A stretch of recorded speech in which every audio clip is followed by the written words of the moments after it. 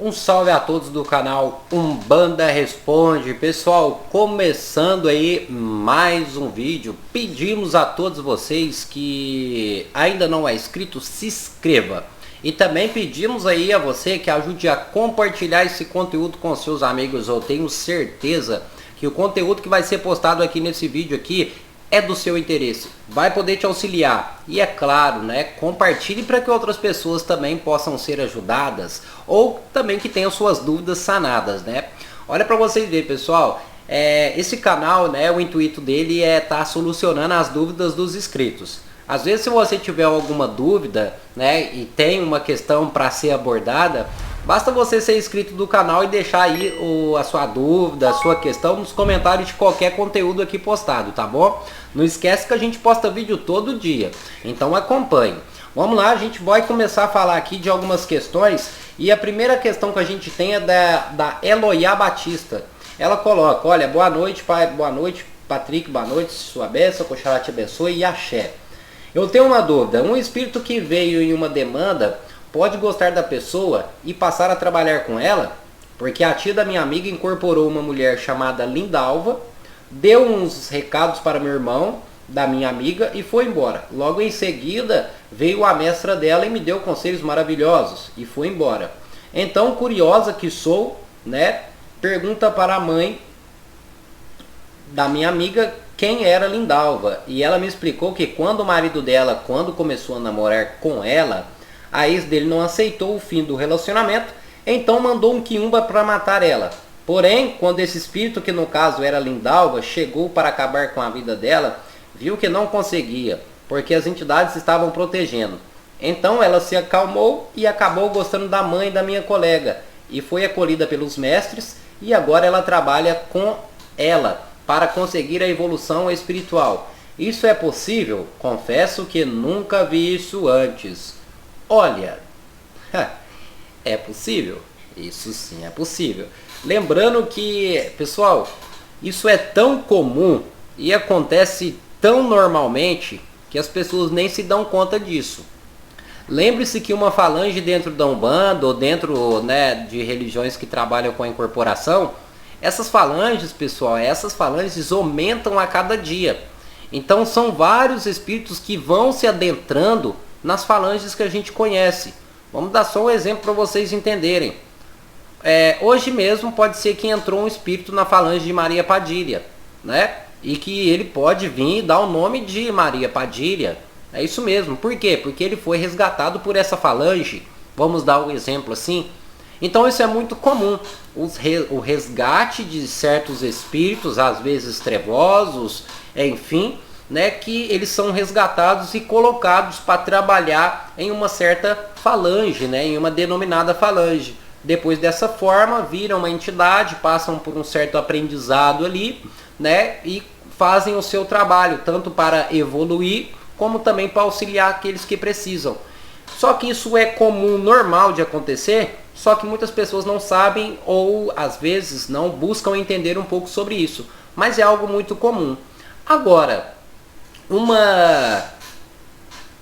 um espírito criar uma falange própria, né, isso já é um pouco bem complexo, né? Dentro de algumas doutrinas é muito comum esse tipo de manifestação. Por quê? Porque muitas das vezes as falanges, né, elas são criadas por, como é que eu vou dizer, individuais para cada médium. É isso mesmo, principalmente dentro da Jurema e dentro do Catimbó. As falanges, muitas das vezes, elas são criadas no individual de cada médium. Um exemplo bem simples. Aqui chegou um espírito que se chama Bartolomeu. E ele trabalha na linha de Exu, né? Vamos dar um exemplo. Só que quando ele vem, ele diz que é o Bartolomeu. Ele não diz que é um Exu capa preta, um Exu por aí vai. Então ele não precisa, dentro de certas doutrinas, ele não precisa adentrar uma falange. Ele continua ou ele cria sua própria falange para fazer os seus trabalhos.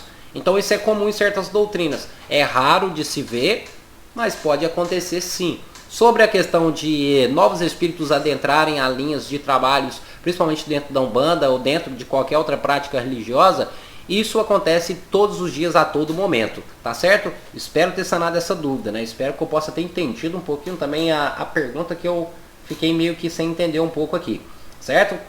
Agora, a próxima questão é da A. Lembrando que sobre essa questão aqui, há um quiumba que queria fazer mal para ela, tá certo? Muitas das vezes, pessoal, esse espírito também não era um quiumba, tá certo? Às vezes não era um quiumba, às vezes era só uma energia densa, tá bom? Vamos lá.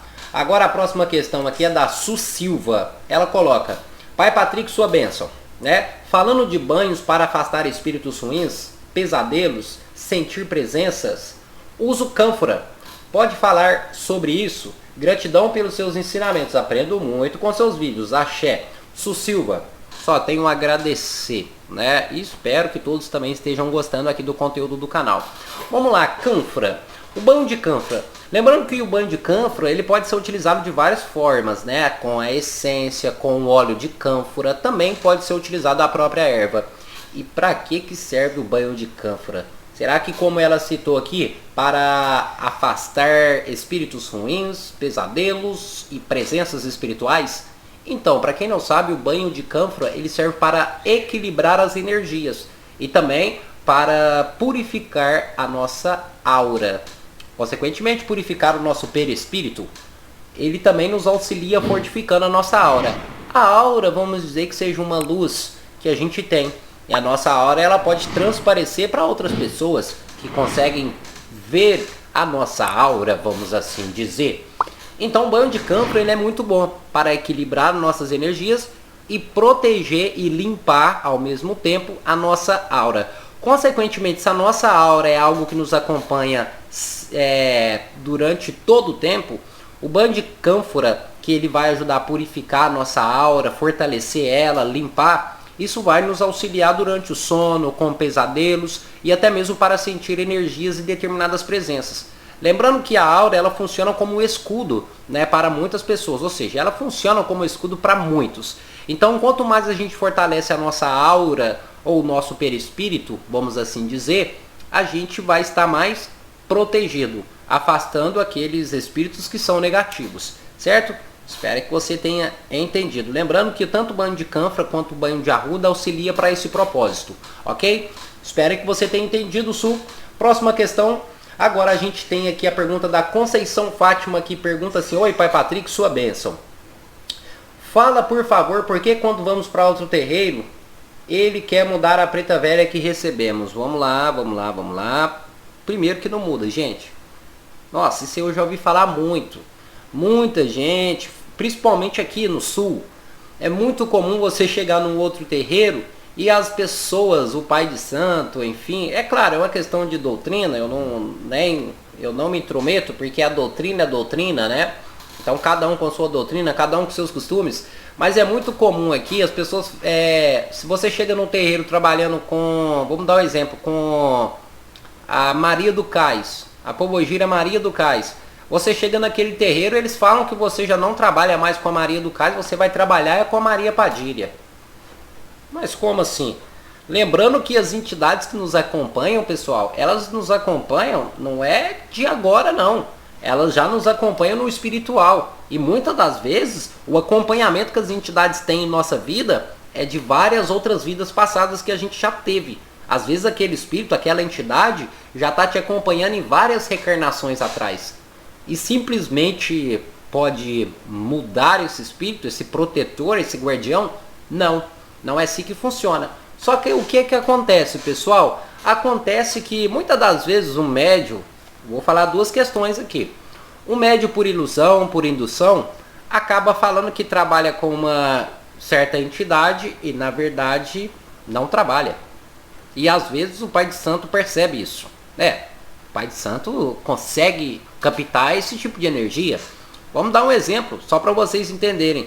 Eu chego no terreiro e falo, às vezes eu sou um médium iniciante, né? Eu chego no terreiro e falo que eu trabalho com a Maria Mulambo. Eu trabalho com a Maria Mulambo. E o pai de santo vê, analisa certo e fala assim: não, você não tem a Maria Mulambo, você tem a Maria Padilha. Aí você vai dizer: não, mas eu sempre trabalhei com a Maria Mulambo. Às vezes o seu subconsciente, quando a entidade ia dar o nome, passava na frente. Então quando ela ia dar o nome de Padilha, o seu subconsciente passava na frente e ela falava mulambo. Então pode ser que seja um erro do próprio médium.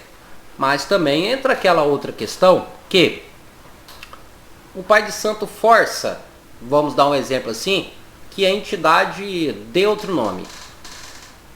Uma outra questão é o seguinte: a sua entidade ela não vai ser trocada.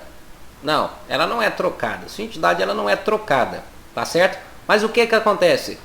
Ela deixa de trabalhar com você naquele momento para abrir espaço para uma outra entidade. Lembrando que a entidade ela não precisa a todo momento ficar incorporando. Então, às vezes, vamos dar um exemplo. Eu cheguei em um terreiro e eu trabalho com o Exu Capa Preta. Cheguei nesse terreiro, o pai de santo fez eu trabalhar com o Exu Caveira. Eu não trabalho mais com o Exu Capa Preta. Não significa que você não trabalha mais com ele. O Exu Capa Preta ele vai continuar te acompanhando. Ele vai continuar trabalhando com você. A única diferença que vai ter é que o Exu Capa Preta não vai incorporar mais. Só que ele vai estar trabalhando no espiritual. E quem vai incorporar agora em diante será o seu Exu Caveira. Tá certo? Espero ter solucionado de alguma forma essa dúvida aí para as pessoas que tinham essa dúvida, hein? Tá certo? Vamos lá, próxima questão a ser abordada. Agora é da Gercy Alves. Ela pergunta: olá, boa noite, senhor Patrick. Boa noite. Por favor, o senhor pode me responder o que é a palavra Opixá? É que vejo os tarólogos embaralhando o baralho e aí elas falam essa frase: Opixá, meu povo cigano, né? É Opixá, né? Porque se escreve Opixá. Ou é Opixá? É só Opixá, viu, gente? A pronúncia é Opixá. Como eu já falei em muitos vídeos o que significa a palavra axé, Opixá vamos dizer que seja quase a mesma coisa. É força, né? Opixá simboliza força. É como se eu quisesse trazer força para aquilo que eu estou fazendo. Também é um tipo de saudação muito comum entre os ciganos, né? Dentro da tradição cigana. Opixá, tipo, Opixá meu velho, Opixá meu povo. Então Opixá significa axé. Opixá significa axé. É como se eu estivesse saudando alguém, tá certo? Dentro da tradição cigana. E também Opixá, é claro que significa força, salve, axé, salve as suas forças. E também, é claro, né? Opixá, como ela tem a mesma função da palavra axé, ela também traz força para aquilo que você está fazendo. Então é muito comum um tarólogo, um cigano estiver jogando cartas ali, embaralhando e falar Opixá. Por quê? Porque ele está atraindo energia para ele, para aquele momento.